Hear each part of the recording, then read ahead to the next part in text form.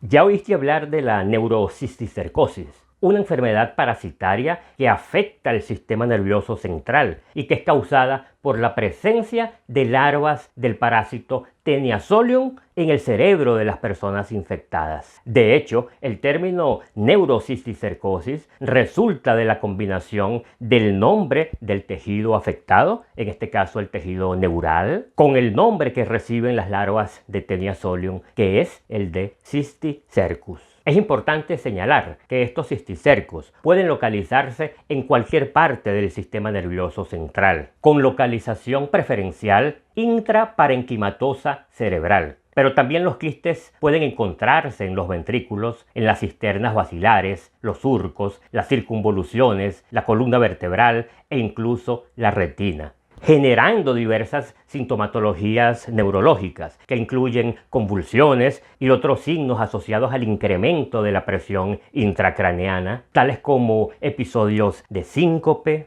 náuseas, vómitos y cefaleas que no responden al tratamiento. Pero también puede observarse déficit motor, disturbios visuales, entre otras manifestaciones menos comunes como radiculopatías espinales, accidentes cerebrovasculares, o sea, infartos lacunares, accidentes cerebrovasculares trombóticos y hemorrágicos, así como también cambios visuales y lesiones en masa. Resalto aquí de que a pesar de que en este video nos estamos refiriendo exclusivamente a aquellas lesiones asociadas a la presencia de las larvas de Taenia solium en el sistema nervioso central, la verdad es que cuando las personas se infectan con huevos de Taenia solium, los cisticercos pueden desarrollarse también en la musculatura esquelética, cardíaca, en el diafragma, en la pleura, peritoneo, tejido subcutáneo, ojos y sus anexos, entre otros. Claro, los signos más graves están generalmente asociados a la presencia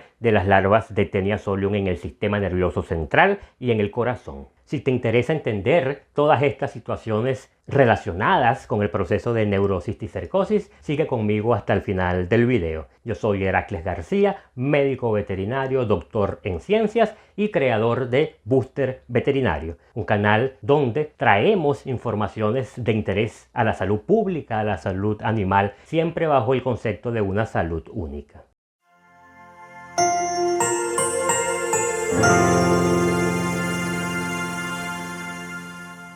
Pero, ¿cómo ocurre la infección de las personas con los huevos de Taenia solium? ¿Cómo se forman esos cisticercos y cómo ellos llegan a distintos tejidos del sistema nervioso central o de la economía corporal como un todo? ¿Cómo se desarrollan en nuestro cerebro esas formas larvarias? Bueno, la verdad es que, como indicado, la cisticercosis en el ser humano se adquiere tras la ingestión de huevos de Taenia solium. Mas resulta que este parásito que vive en el intestino delgado de los seres humanos produce allí miles de huevos que siguen todo el recorrido intestinal hasta salir al medio ambiente durante las evacuaciones, mezclados junto con la materia fecal, generalmente empaquetados dentro de una estructura, de un segmento del parásito que se denomina proglótide grávido y que se desprende de la cadena de ese parásito, se mezcla con las heces y va al medio ambiente. De forma tal que si una persona infectada por Taenia solium evacúa a campo abierto, estos huevos van a contaminar sembradíos de vegetales, de frutas, van a contaminar fuentes de agua y así el ser humano se infecta al ingerir frutas, vegetales o agua contaminados con huevos del parásito Taenia solium. Inclusive el uso de heces humanas como abono orgánico, que es una práctica común en algunos países, es una vía importante también para la infección, toda vez que si esas heces contienen huevos de Taenia solium, estaremos diseminando esos huevos sobre esos vegetales que estamos abonando. Y aunque parezca increíble, en algunos países eso es todavía una práctica común en el año de 2025. Pero noten también que cuando esa persona infectada evacúa, liberando así huevos del parásito junto con sus heces, si esa persona no se asea correctamente, no tiene hábitos higiénicos adecuados y no lava sus manos de la manera cierta, esas manos pueden estar contaminadas con huevos de Taenia solium y así vehicularlos a alimentos o directamente a la boca de esa misma persona o de otras personas que entren en contacto con esas manos contaminadas. Fíjense que ese proceso de transmisión es tan simple pero tan efectivo, que de hecho determina que hoy día la cisticercosis posea una altísima prevalencia, particularmente en países subdesarrollados de climas tropicales y subtropicales. Lógicamente, aunado al hecho de que se trata de una enfermedad asociada a la pobreza, a la mala higiene, a condiciones sanitarias precarias, a la falta de agua potable, a la falta de tratamiento de aguas residuales, a la ausencia de saneamiento básico, a la presencia de hábitos comportamentales inadecuados, como ese de evacuar a campo abierto, entre otros factores lamentablemente ampliamente prevalentes en prácticamente toda América Latina, África y extensas regiones del continente asiático, siendo una enfermedad marcadora de la calidad de vida de una población. Ahora bien, la persona se infectó con los huevos de Taenia solium, pero ¿cómo las larvas se forman y cómo llegan hasta el cerebro? Sucede que estos huevos de Taenia ingeridos poseen en su interior un embrión denominado oncósfera, que queda libre durante el paso de los huevos desde la boca y a través del tracto gastrointestinal, a través del estómago. Así, estos embriones son liberados en las porciones anteriores del intestino delgado, atraviesan la pared intestinal y entran al flujo sanguíneo, desde donde son transportados a diversos tejidos de nuestro cuerpo, entre ellos el sistema nervioso central. Como mencionamos, existe una alta afinidad, un alto tropismo de estas formas parasitarias inmaduras por el sistema nervioso central, por el cerebro, donde llegan unas pocas horas después de la ingestión de los huevos embrionados, para entonces continuar su desarrollo biológico hasta la formación de los llamados cisticercos. Un cisticerco por cada huevo infectante ingerido. Una última vía de transmisión, que es poco discutida, pero que está definida en la literatura, es la autoinfección, proceso donde un individuo infectado con teniasis, es decir, con la Taenia solium adulta a nivel de su sistema digestivo, pudiera esa tenia liberar sus proglótides grávidos llenos de huevos y, debido a un movimiento retroperistáltico, o sea, el movimiento contrario, el movimiento normal de peristalsis, que trata de llevar todo ese contenido intestinal hacia la parte del intestino grueso para ser evacuado, esos huevos eclosionen y liberen al embrión, liberan a la oncósfera que atraviesa la pared intestinal, toma vía sanguínea y se disemina a distintos tejidos, dentro de ellos, con alta preferencia, el sistema nervioso central. De forma tal que la cisticercosis es la infección de los tejidos por estas larvas, por estos cisticercos, mientras que la neurocisticercosis hace referencia de manera específica a la infección del tejido nervioso por parte de estas formas larvarias. Como lo vemos aquí, un cisticercus es una vesícula de aproximadamente 3 a 5 milímetros de diámetro, cerrada, claro,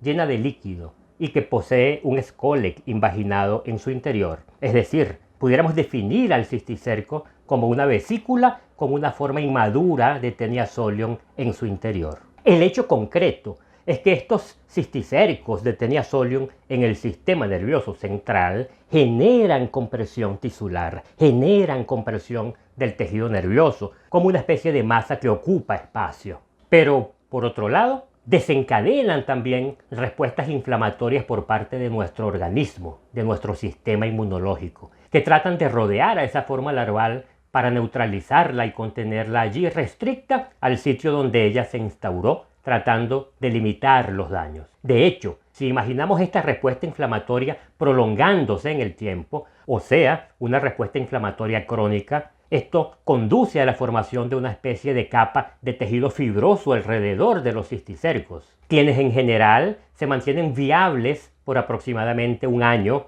y después de su muerte se intensifica la respuesta inflamatoria debido a los productos de degradación del parásito muerto o bien por la liberación del líquido contenido en estas vesículas, en estos quistes, en estos cisticercus, cuya antigenicidad es bastante marcada, lo que contribuye con la severidad de la respuesta inflamatoria. Finalmente, los cisticercos muertos sufren un proceso de calcificación a lo largo del tiempo. Todos estos procesos que acabamos de describir son responsables por las manifestaciones clínicas de la neurocisticercosis en esos individuos infectados, de las cuales las convulsiones son las más frecuentes. Fíjense que la neurocisticercosis es una de las principales causas mundiales de episodios epilépticos en adultos, señalándose que entre 25 y 55% de los cuadros epilépticos en países subdesarrollados están asociados a la neurocisticercosis. Además de esto, algunos otros signos clínicos asociados, como vértigo, somnolencia, disturbios respiratorios, disturbios mentales, pueden también estar asociados a un cuadro de neurocisticercosis y han sido relacionados con el incremento de la presión intracraneana por la presencia de los cisticercos. Inclusive, la presencia de cisticercos a nivel ocular, la llamada oftalmocisticercosis, cursa con alteraciones de la visión y hasta con ceguera. Sin embargo, es lógico pensar que la gravedad de las manifestaciones clínicas del paciente infectado variará en función del número y la localización de los cisticercos desarrollados en ese sistema nervioso central, del grado de la respuesta inmunológica, pudiendo inclusive causar la muerte de los individuos infectados. Y ya para ir cerrando el video, es importante resaltar que el diagnóstico de la neurocisticercosis debe integrar los hallazgos clínicos con los hallazgos de exámenes de imagen, exámenes serológicos, moleculares, la anamnesis, todos integrados en un contexto epidemiológico. Y todo este conjunto de metodología diagnóstica es lo que hace caro el proceso de diagnóstico de esta enfermedad. Resonancia magnética, tomografía axial computarizada y rayos X permiten poner en evidencia a los cisticercos calcificados o bien lesiones quísticas cerebrales o bien el proceso inflamatorio. Es decir, son ellos los métodos más utilizados. Igualmente, la detección de anticuerpos contra cisticercos mediante ELISA, utilizando sea muestras de suero sanguíneo o sea muestra de líquido cefalorraquídeo a través de ELISA o a través de un Western blot, o bien ensayos de PCR para detectar DNA del parásito. Son también alternativas diagnósticas para la neurocisticercosis que presentan una alta especificidad y una altísima sensibilidad de detección. Y finalmente, aunque la heterogeneidad del cuadro clínico de la neurocisticercosis requiere la personalización del tratamiento y del manejo, algunos principios generales son comunes a los diversos pacientes infectados por esta patología. Así, dependiendo del grado de infección, de la zona involucrada, de la respuesta inmunológica y de la gravedad de la enfermedad diagnosticada,